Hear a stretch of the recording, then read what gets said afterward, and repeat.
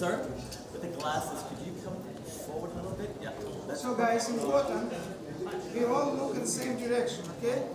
If I say left, you look left. If I say straight, we look straight. If I say right, you look right. He's the director. So now we look straight. Right, straight. Straight is here into this camera, please. And then just next to him here. Perfect. Thank you very much. And if you go left. Now we go left, please. Here. Thank you.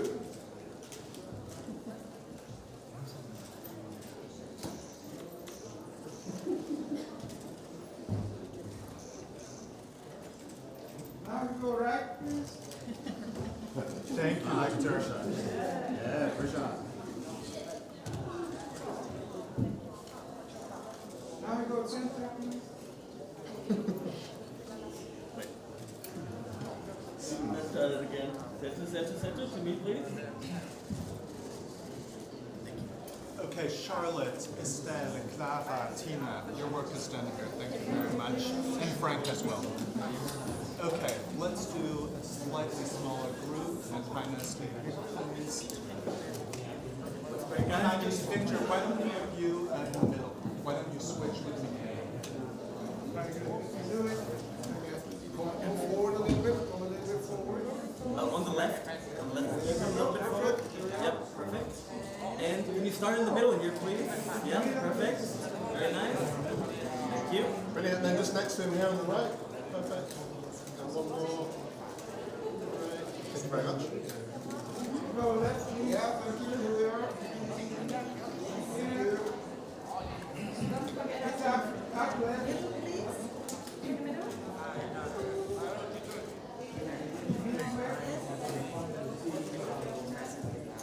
Up middle. One more left side. 1 second.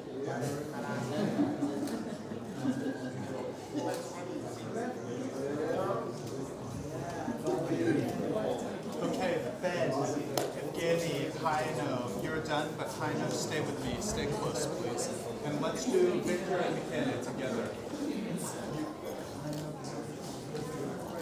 Right, that looks great, guys. You ready? Start in the middle, please. Right here. Very nice, very nice.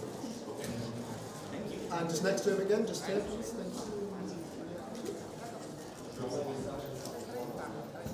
And there we come left. Thank you.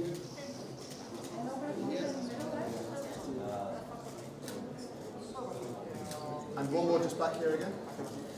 Would you come back to the middle here too? Thank you. One more, sorry. Just there. Thank you. Now, Victor, come out, please, but stay with me. Don't get it. This is your moment. Just you, the singles. It's your moment, Michaela. Straight up. Very nice, very nice. Yep. Thank And you. so just next to him here, please. Next slide. One more just back to me. Thank you. You guys do your left. Yes, you have two more. And up, please. And one more? Like, right down here. Perfect. Thank you. Sure doesn't get the single. No. Until he's acting in the film. No.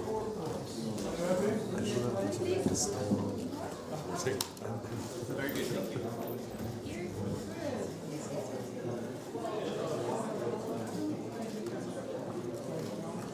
Thank you, Michele. Your work is done. Thank you. You can relax, and let's do the director, Victor Kosakowski, and the producer, Heino Becker. Can you take a step forward, please? Perfect. And start on me. Yeah. Very nice. And just next to him on the right.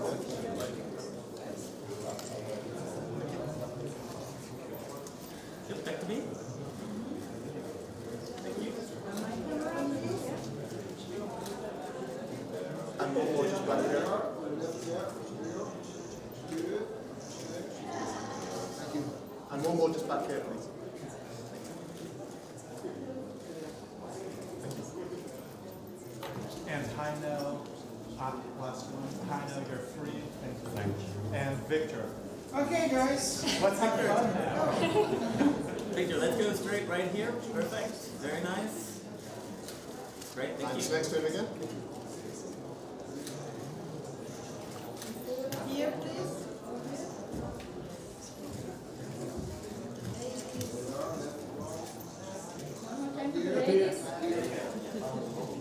And one more just back here. Can you do me a favor? Yeah. Forgive me. I'm very fat. That's why. If you stand up, picture will be better. That's why I'm standing because here. Because you will not see my... Ah, no, Please sir, that's do. all good. Look here. You will not see my... Do a portrait standing up. Straight, please. And just next to him here, please. Thank you. Brilliant. One more. Sorry, just back to me here. Thank you. Perfect. Here, please. Up here. Please. Thank you. Please. And here. And to the middle, please. In the middle. Yeah, thank you. One more to the middle, please. Right here. Yeah, perfect. Thank you. One more here. Right. Thank you. Thank you. Thank you. With Victor or? No, just Tina and me. Okay. It's something totally different. Thank you, people. Thank you very much.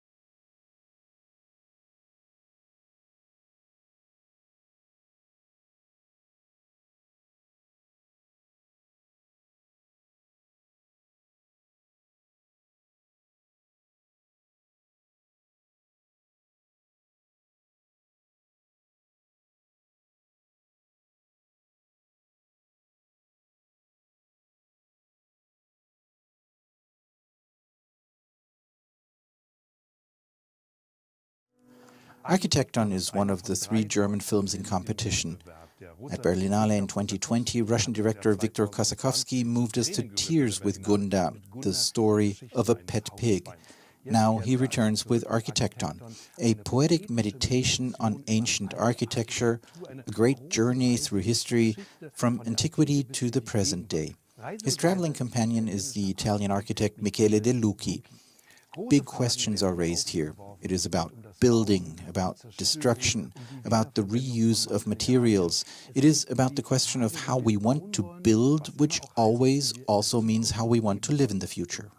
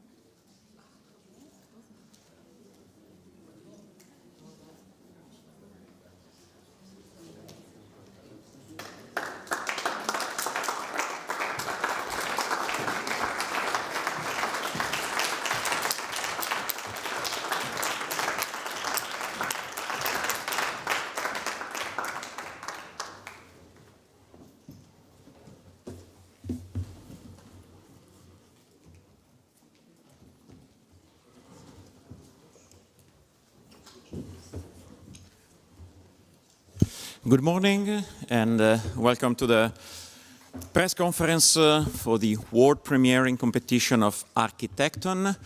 I'm glad to welcome our guest here at the table today for this press conference, starting from the opposite side with Evgeny Galperin, composer of the music of the film.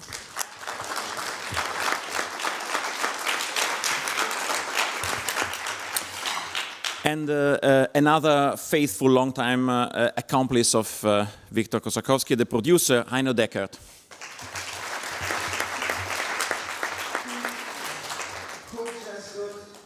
Tomorrow he will get Independent Producer Prize here in Germany. Congratulations. And he is, if I'm not wrong, for the third time at Berlinale with a film. He was in Panorama with Wednesday Day in 1997, then in Encounters, in the first edition of the Encounter competition with Gunda, and for the third time, finally, in competition, in Wettbewerb with Architecton, director, screenwriter, and editor Victor Kosakowski.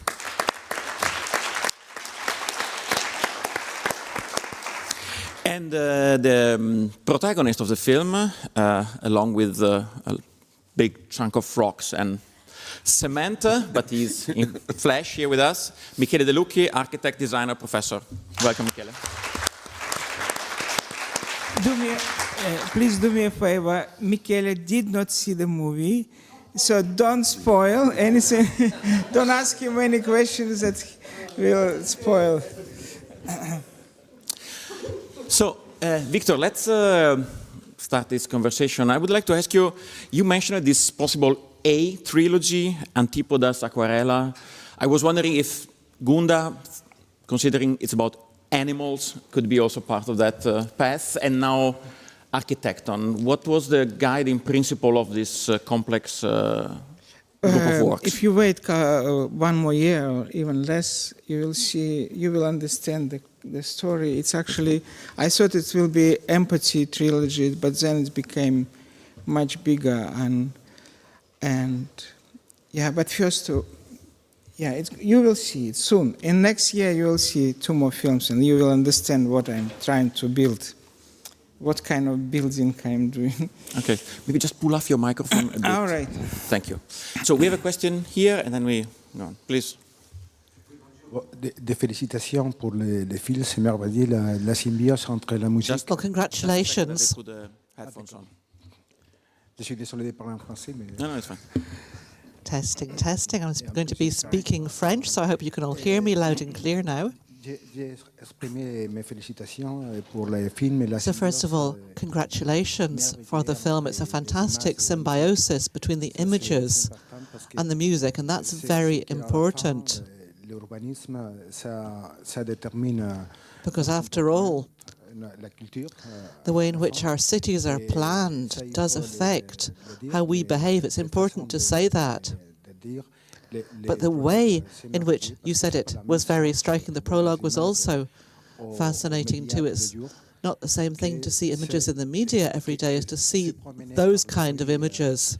To be walking through the streets and to see these devastated interiors, to see these ruins. So I was very impressed by the film. And congratulations for the music, for the cinematography, for the content. It was very impressive. I'm sure Victor loves to hear your compliments, but if you have questions, I think we have... I guess I understood the question, if I may. Was no question. All right. It was just a compliment. Yeah, really? Yeah. Please. Okay. So, good morning. Good morning, Irene of Cinema Gavia, Spain.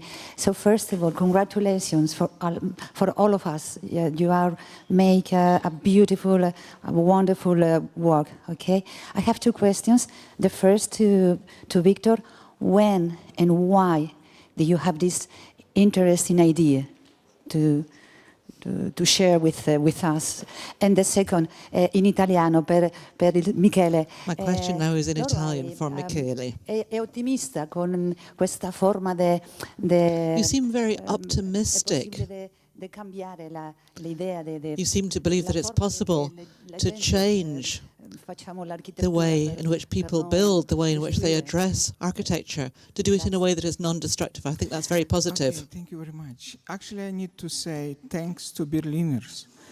And the story is, during pandemic, I lived very close to Tempelhof, and this was the only place you can go during pandemic. And it was amazing to see that in the middle of Europe, in the middle of Berlin, there is empty space. And knowing history of this place, that Berliners stood up and say, no, don't put any buildings, don't put any skyscraper, don't put any shopping malls, don't put any fitness center. Keep it alive, keep it breathing, keep it like lungs of the city. And I need to thank Berliners, because it's a unique place, unique for everyone in Europe. And you are very beautiful and strong. Thank you very much. I hope you will keep it. I know that developers are stronger than us. I know that behind every politician there are developers, construction people, and they probably will convince us. But you please stay strong. And I'm very happy to premiere film here, because actually, do you remember 20 years ago, this was the biggest construction site of Europe, right? It was talking everywhere, wow, wow, best architects of Europe doing things. And you see now, it's empty, and they already reconstructed. And 300 days a year, it's empty. Only Berlin Film Festival and only Christmas market, it's alive. The rest of the, and if you go 500 meters in the left, a little bit, and you will see memorial, Holocaust memorial, made from cement, from concrete. And it was opened 2005. And you know, half of it is broken already. Because modern cement and modern concrete doesn't last at all. It's maximum 80 years. And half of the memorial was already with metal frame on it. You cannot do memorial, which is supposed to be forever, from concrete, which will last 80 years. You cannot do museum and put Ance's Nefertiti head over there inside and put around it concrete walls, because then it's absurd. Museum and memorials are forever. We need to use concrete, but we're using it overused. Do you know that last 2 years, China produced more concrete than 100 years of United States before? Do you know that for last year, we produced enough cement to build wall 1,000 meters tall, 1 meter thick, around all the globe equator? Can you imagine what we do? Do you know that little factory working 24/7 needs 26 tons of coal per hour? Do you understand what we are doing? This is insane pandemic of boring architecture and harm architecture. 8% of CO2 of the world comes from cement production, and about 38% of pollution comes from construction. So we have to wake up. We have to say, enough is enough. It's like sugar. You know, when your grandmom like your child, she give you a cookie, croissant, and you like, because she wants you to like it. Same what we do now. Politicians want to build skyscrapers that we love them. But what will happen in 50 years? You will have, your grandson will have diabetes, and people will hate the buildings around them. This is what is happening. We have to stop. People used to build forever. They knew responsibility. If they cut stone, they put it, and it stays, and it's a pleasure to see. And we just built for 40 years, in average. In England, last year, was destroyed 50,000 buildings in 1 year, in average age 40 years. In Europe, few 100,000 buildings every year we destroyed, in average age 38 years old building. Let's wake up.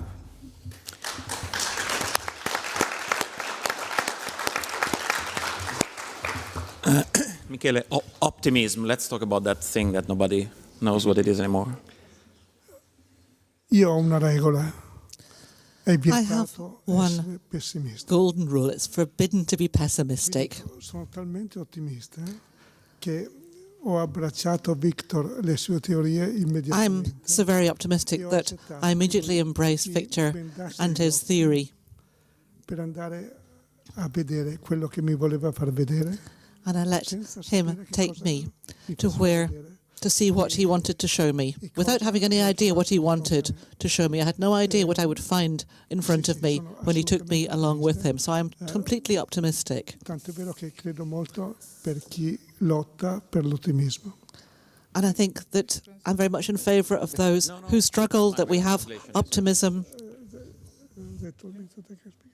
Please. Good morning. First of all, thank you for this mesmerizing experience, truly mesmerizing experience. When I was watching the film, I had this feeling, an idea that in a way, no film is a documentary, and in some way, every film is a documentary. In your case, what do you think? Do you think it does belong to any genre in this case, or is it beyond the genre? And also, the big question you ask in the film, and I'm not going to spoil it, but is this a question for architects, or is it a question for politicians? Thank you. Thank you very much. First of all, you know, what Berlinale made is great because it's not a film like with important question today, right? And they put it in competition because it's just film. And all my life I was trying to convince big festivals that documentary is art. It's not journalism. And normally they put in competition journalism, politically engaged or important films, and daily important, today important. But this team of Berlinale, they made a big step and they include my film, and it's really a big deal for me. Thank you very much, Berlinale. If you ask about if it's our question or architecture question, there are things we cannot, there are things they cannot do without us. They will build buildings from cement until we agree to live on it. If we will say no, we don't want to see ugly buildings. We know how to build beautiful ones. All history shows us, but politicians, developers, constructors, they have power to do it, and unfortunately, architects, most of them, they just, I would say, they support them or they serve them, you know, unfortunately. And this man, he was so brilliant. When I told him story about Tempelhof, he said, yeah, it's great, but maybe it's not enough. Because today, imagine we build city from scratch, from nothing. Imagine empty space, and we build new city. We cannot put cathedral, we cannot put Sagrada Familia, or Köln Cathedral, or Milan Cathedral, because it doesn't work today anymore. We cannot put mosque, we cannot put any religious building, which was 100 and 100 years of history, at least in Europe. In the center is church, cathedral, and then streets coming up. Not anymore.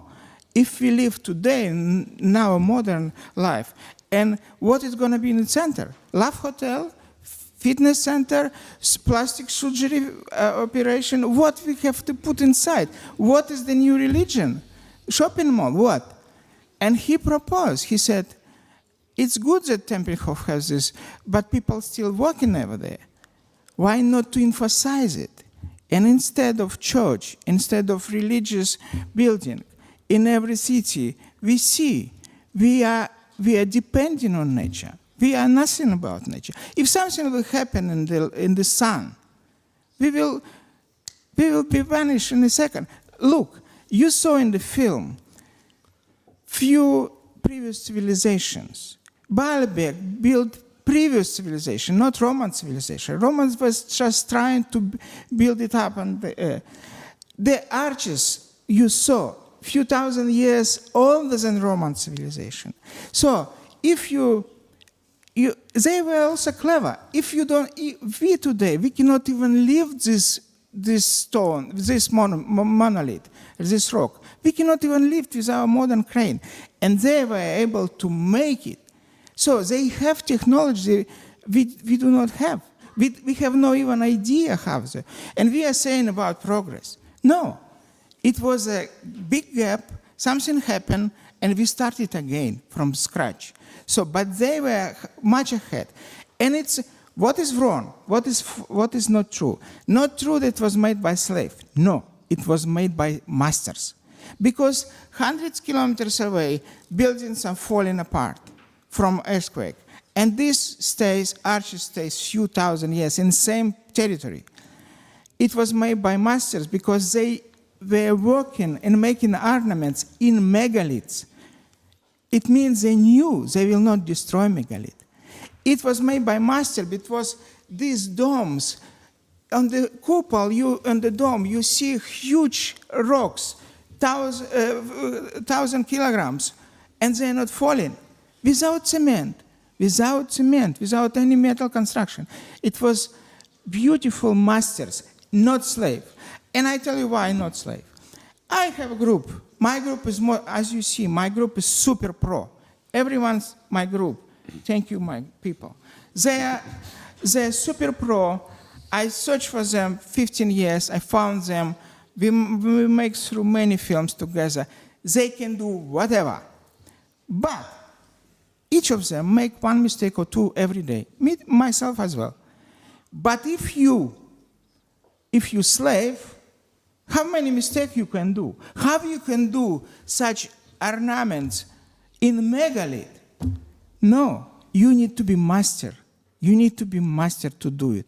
So, false theory that Romans invented arches. No, previous civilization. False theory that it was made by slave and pyramids made by slave. Wrong. Pyramids exist in China, in the Middle East, in Africa, in South America, in North America, same technology. False theory, polygonal walls exist in Latin America. No. Polygonal walls exist here. And we have in Turkey, we have no clue how they made it. No idea. If we, with all our technology, will try to rebuild it now, no chance.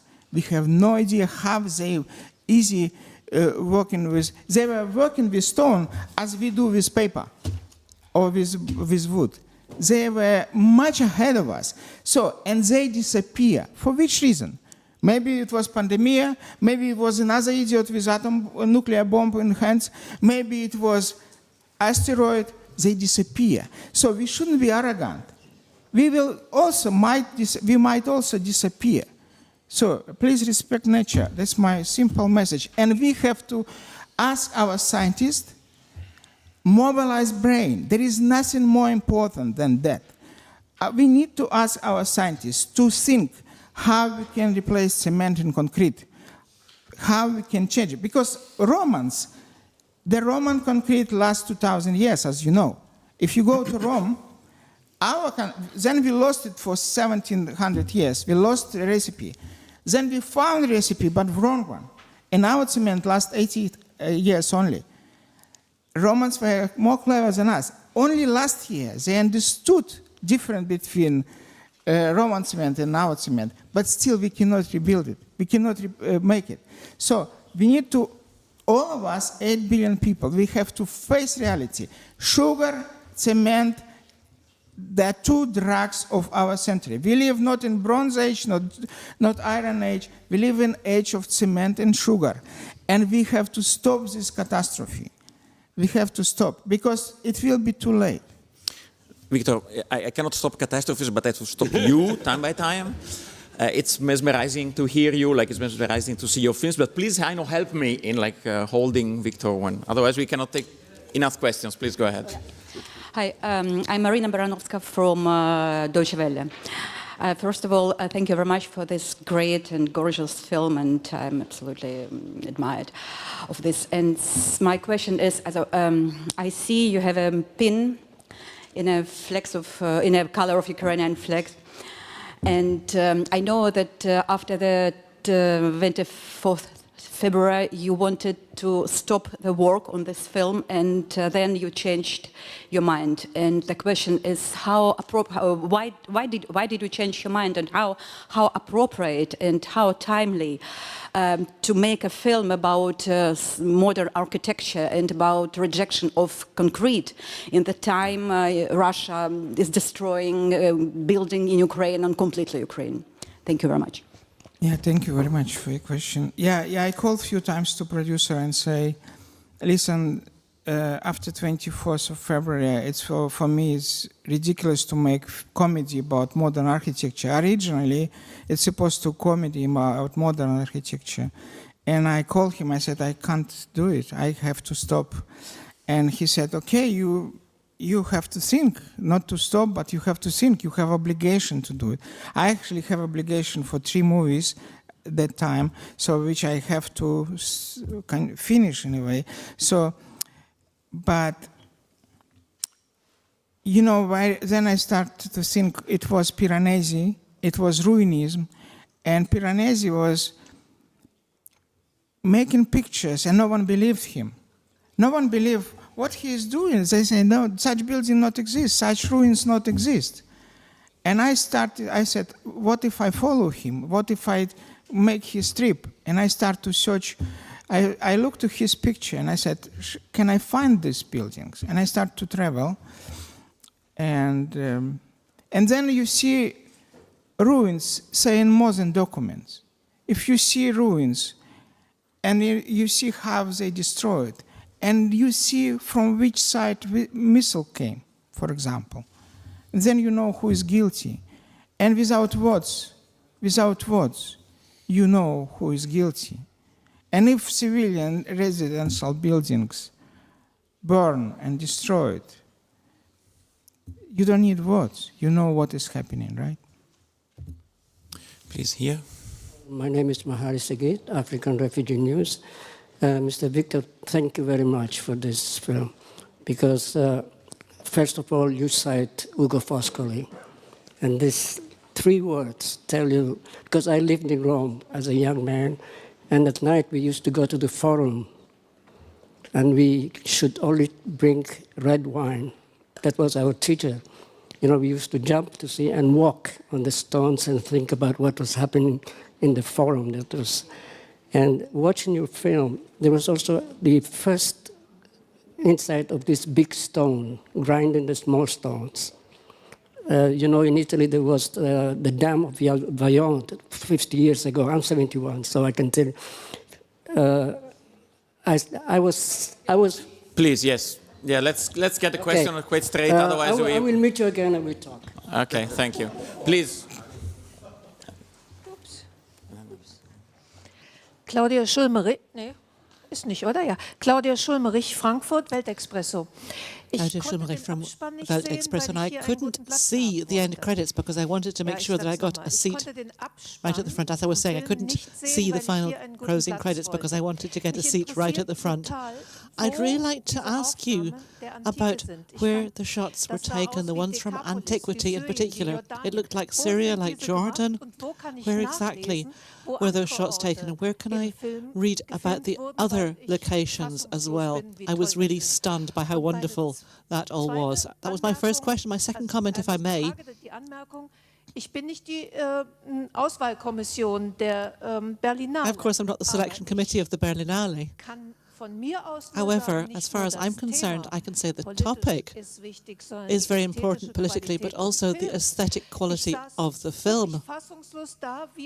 I was absolutely stunned to see stones turning to water. I've never seen stones moving with the same kind of mechanism that water has. How can you explain that in technological terms? I mean, you have the power of gravity.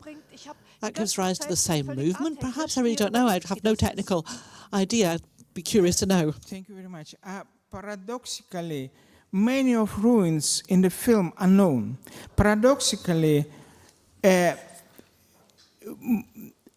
example, in the Middle East, we found a man who is totally a great researcher, Maxim Gaubetz, and And he found 1,200 unknown places in Middle East.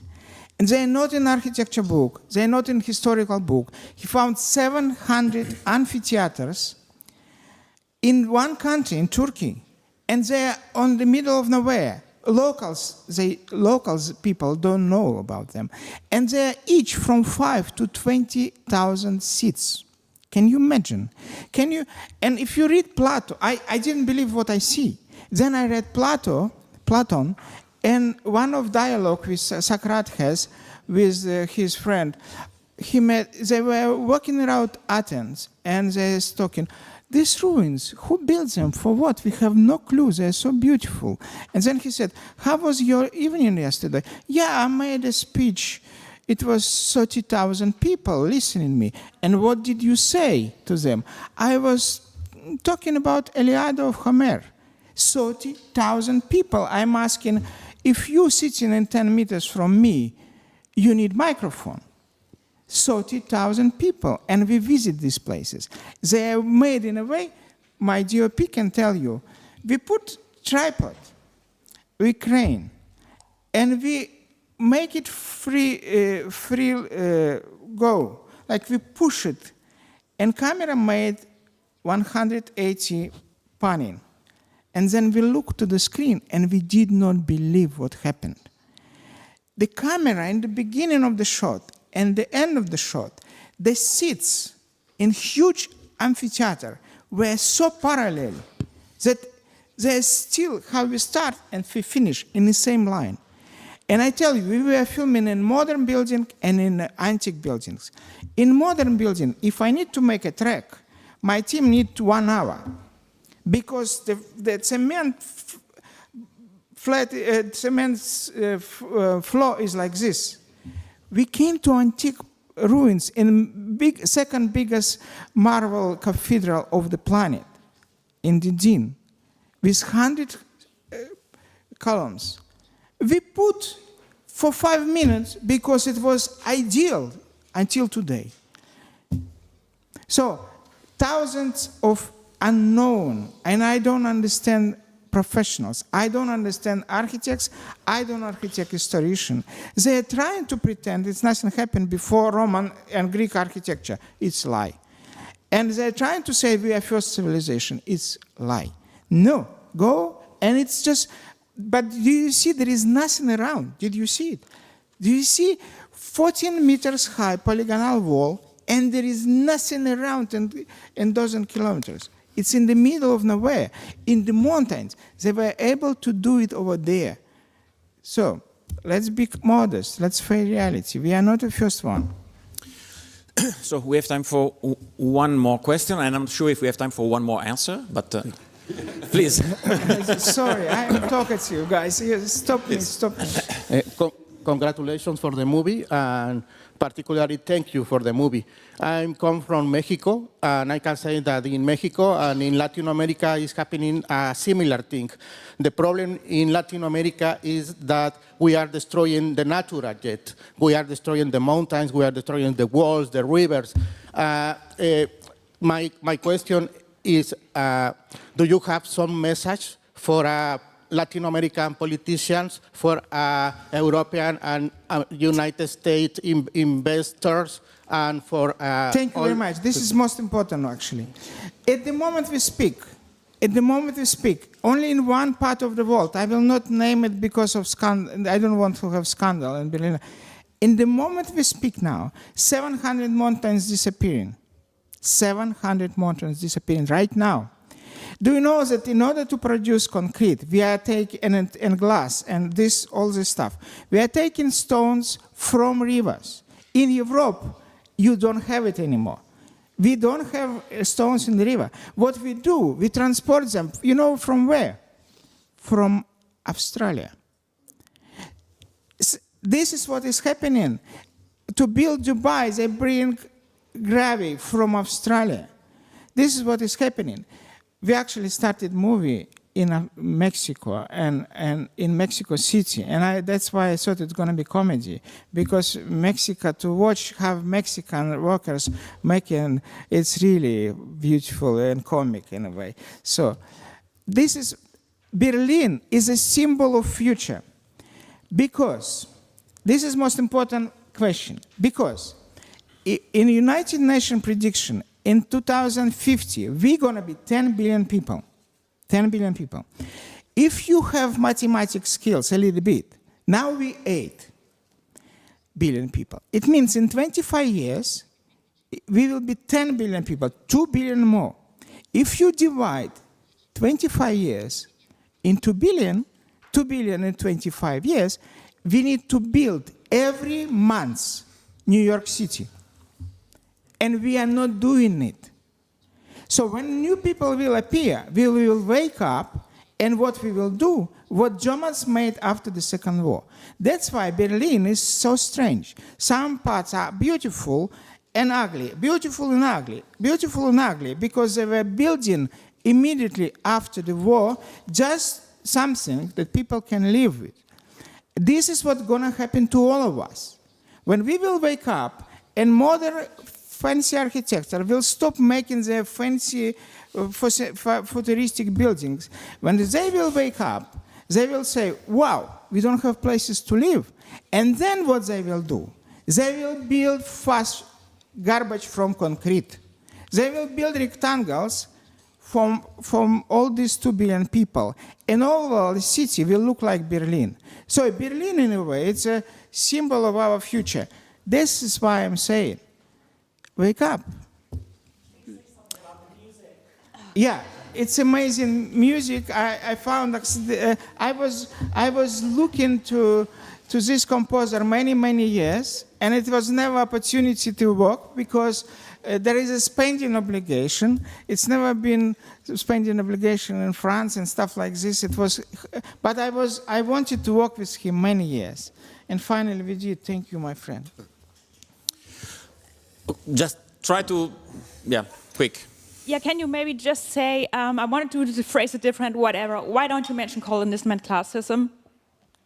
Because that's the answer to the question you asked in the end, very slightly. Why do we have harm architecture? Why do we literally build buildings that kill people and are made to kill them? Why do we build ugly when we could build beautiful? The answers are colonism and classism, and they are never really mentioned or dived into. Why? I guess you answer, if I understood you correct. You no, I also didn't understand what you call him. Sorry, what? Sorry, I tried to phrase this differently. So, in the end of the movie, you ask a question which is very important and essential. It's the question: why do we build ugly if we could build beautiful? And you also mentioned harm architecture, which is a very good term. It's an excellent term to describe something that has happened for centuries, and that is building by purpose, buildings that are meant not to last, that are meant to make people sick, that are meant to literally kill people. And the answer why this happens is not some accident or lack of knowledge, but it's a system, and those 2 points essential to the system are colonism and classism, but they're never really mentioned or dived into the movie. And I wanted to ask you why you made that decision as a director to not say that out loud or put it in the open. Thank you for your question. Actually, if you look to anything we do, it's actually more or less same mechanism. What we are doing, you are what we are doing daily, right? If you are a filmmaker, you're doing everyday film. If you are a journalist, you're writing everyday something. But if we are talking about us as a creature, what we are doing, we are actually, the most what we are doing, we are killing. So, we are killing 1 billion pigs every year. We are killing 60 billion chickens every year. We are killing 500 million cow and sheep every year. We are killing 2 trillion fish every year. Imagine what we do. We are killing. Then why we surprised that we are killing human? Because it's our behavior. We born to kill, and we behaving like this. We killing. And this is our main main activities. What I'm trying to do, I'm afraid to speak directly as you want me, because I'm trying not to make message, but this time I changed I never speak in a film, I never even use words, most of my films are silent, but this time I said, maybe someone said to me, enough to be purist, you have to speak up. And I start to talk a little bit. I think we will not kill each other. We will not make war, or we will not torture people in prisons, or we will not, if we will eliminate from our behavior act of killing. We agree not to eat each other. Next step is welcome. Now we don't eat each other, almost. Last century we did. Let's do next step. Let's stop killing. We just kill. We don't even think. We need to destroy. We need to build new city. What we do? We destroy forest. We don't even think. We need to build new city. We destroy mountains. We don't even think twice. Everything for us. Human is important, of course, but we are only part of the world. We cannot destroy everything. We cannot kill everyone.